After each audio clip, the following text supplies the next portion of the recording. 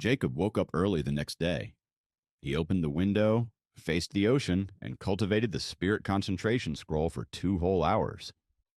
The fog in the morning formed spiral-shaped water elements, and they entered the acupoints in Jacob's body without his awareness. The water elements went through more than 100 acupoints in his body. The second level of the spirit concentration scroll was guiding the energy inside his body. Even though it wasn't anything like the third level, it was still a sign of commendable progress for Jacob, who had just started cultivating. After cultivating, Jacob's body kept on becoming more and more refined. Even though there wasn't any muscle growth in his body, his strength increased manyfold. Jacob stopped his cultivation when he heard someone walking past his bedroom. He opened the door and walked out. "You're up early."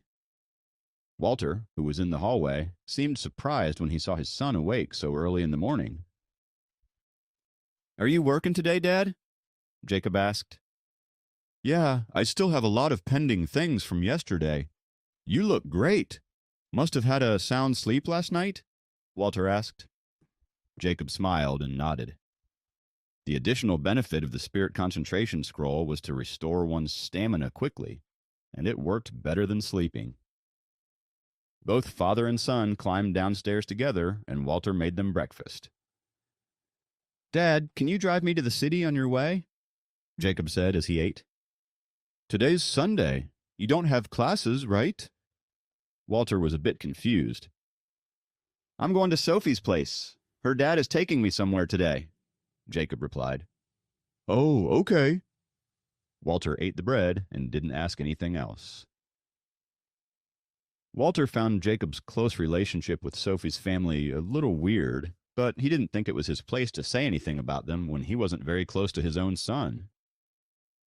Jacob saw that his dad was absent-minded and knew that he must already be thinking about work.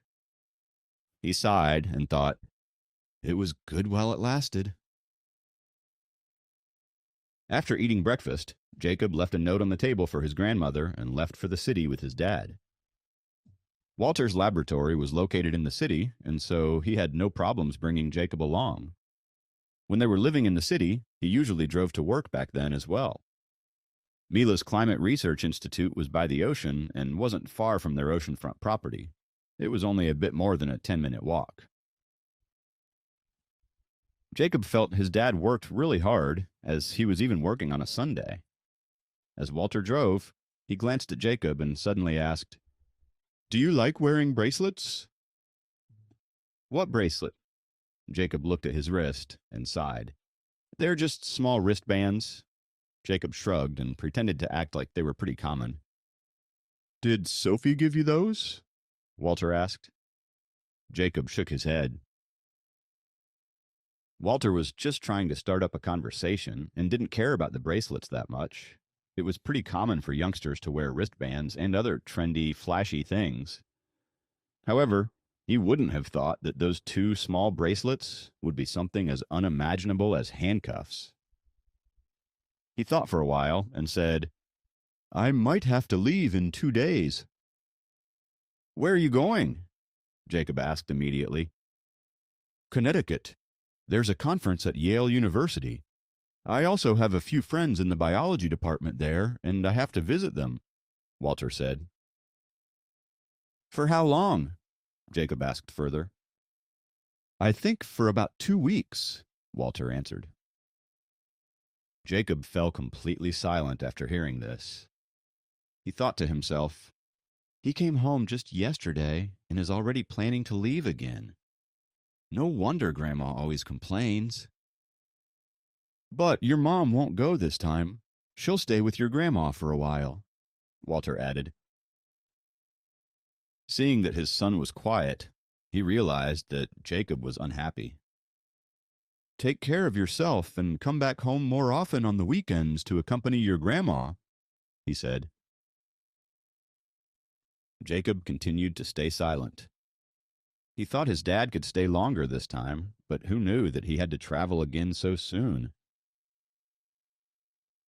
The car stopped in front of Sophie's house, and Drakon came out to welcome them when he heard the car drive into the front yard. Walter had to go to work, so he greeted Drakon from the car itself and left promptly. Jacob felt nervous when he thought of going to the high and mighty Dragon Palace. "Are you awake, Soph?" Drakon asked in a loud voice as he entered the house. "No, I still want to sleep." Sophie's lazy voice came from her bedroom upstairs. Drakon led Jacob upstairs and opened her bedroom door.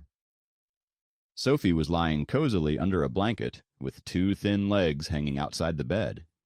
Her hair was messy, and her pajamas were also crumpled. She looked like a little bird in her nest. She half opened her eyes and saw Jacob standing at the door. She instantly screamed and shrank into her blanket as she yelled, "Dad, why did you bring him up here?" "Do you want to go to the Dragon Palace?" Drakon stood at the door and asked. "No, I don't. Leave me alone," Sophie yelled from under the blanket.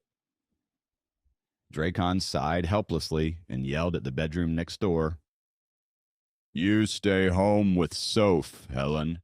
I'll bring Jacob to the Dragon Palace alone." "Okay." Helen's voice came from next door. They both sounded so calm and casual, as if Drakon was taking Jacob to another house of theirs to fetch something, and that kind of thought brought down the excitement and mystery Jacob had felt. "Forget about Soph. She still wants to sleep. Let's go by ourselves. She has been studying hard for her exams and is pretty tired. I'll let her rest this weekend," Drakon said as he brought Jacob out of Sophie's bedroom. "Okay," Jacob nodded. He would have liked to share this experience with Sophie, but he knew she was tired. Seeing Drakon's calm expression, Jacob didn't know what to expect from the Dragon Palace. He had heard many folk tales about it from his grandmother, but didn't know which one to believe. He was nervous and excited at the same time. Drakon, oblivious to Jacob's uneasiness, headed out with him and drove in the direction of the beach. As they traveled, Jacob found that the route they were on got them closer and closer to his home near the ocean. Soon, he could see his family's home near the beach. "So, the Dragon Palace is actually near my house? We've been neighbors for so many years and I didn't even know," Jacob thought to himself. Suddenly, Drakon took a sharp turn and they entered another place altogether. There were many reefs and rocks in the area. The wind and waves were strong here too, which is why people avoided this patch. Drakon parked the car and led Jacob towards the biggest reef in the area. The shape of the reef looked like an upright shell, and there was a deep indentation in the middle, and a person could easily hide in it. "Use the spirit concentration scroll and hold this in your mouth." Drakon put a pearl-like bead in Jacob's palm. Jacob followed the instructions and felt like his whole body was covered in a layer of cold air. Drakon lightly pushed Jacob's back, and Jacob flew towards the reef. He closed his eyes instinctively. When he opened his eyes again, he was at the bottom of the ocean.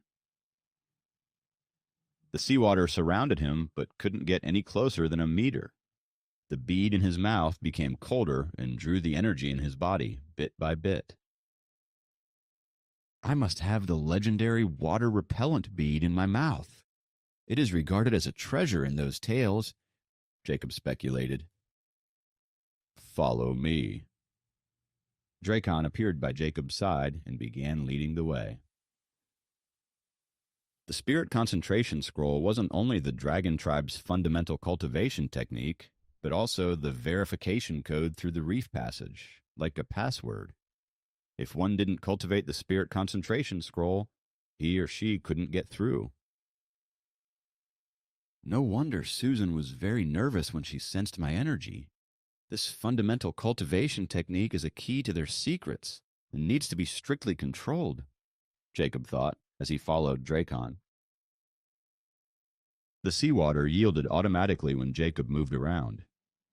With a water repellent bead in his mouth, he followed Drakon closely and wasn't affected by the waves. Jacob didn't know how long they had been walking, but he suddenly saw a golden object in front of them.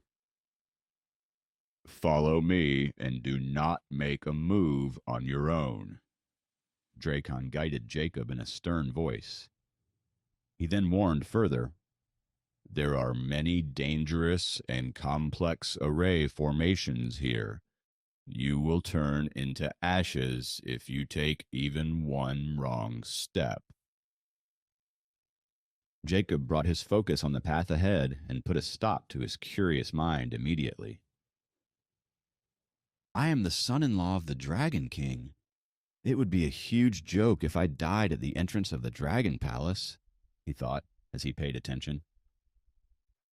"2 steps left, 1 step forward, 1 step right, 2 steps across," Drakon said clearly and loudly. Jacob didn't dare to be careless. He followed the steps Drakon told him to and followed him steadily. This way of walking felt stupid, but there was a lot of pressure on Jacob. "We're here." Jacob felt relieved at Drakon's words. A short walk of 10 minutes made him sweat through his entire clothes. He rubbed his neck, raised his head, and looked up at the golden, glistening, luxurious, and grand Dragon Palace. Please subscribe to the Pocket FM YouTube channel and press the bell icon for instant notification. Check out our channel for more such exciting shows.